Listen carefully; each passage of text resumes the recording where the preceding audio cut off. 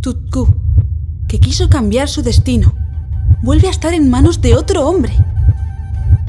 Secuestrada y confinada en el harén, ahora tendrá que servir al sultán. ¿Qué encontrará dentro de ese lugar desconocido?